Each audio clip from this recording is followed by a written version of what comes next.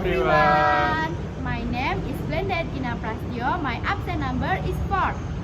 My name is Pizalian Raswari and my absent number is 12.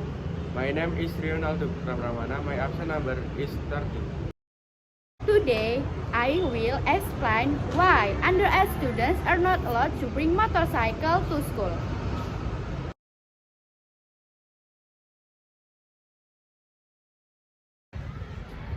Now, there are many teenagers who don't have a motorcycle driving license. Sadly, the parents allow them to take their motorcycle to school. Look, the most children the parents are busy, and of course, this is have a bad impact on children. Therefore, the school should not allow the students to carry or ride motorcycle for the following reason. Firstly, I agree because it will endanger the riders because usually when you go to school in the morning on predictive days, it will very busy and crowded on the highway. There will be many accidents that will harm yourself and others. The second thing that can be dangerous for underage drivers because they don't have an identifier or driver's license.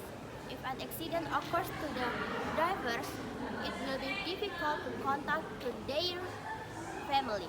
Last, mental psychology of the children is still unstable. Thank you. Reiteration. Students who don't have a driver's license will endanger themselves on the street and can even endanger others. They are still not prohibited to drive the motorcycle properly.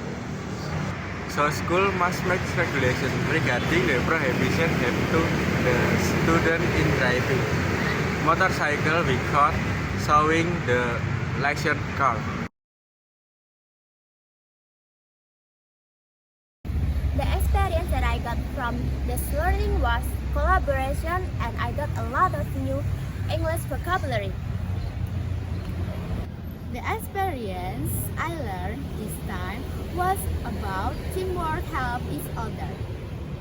The experience of this learning is that I know more about analytical exposition techniques.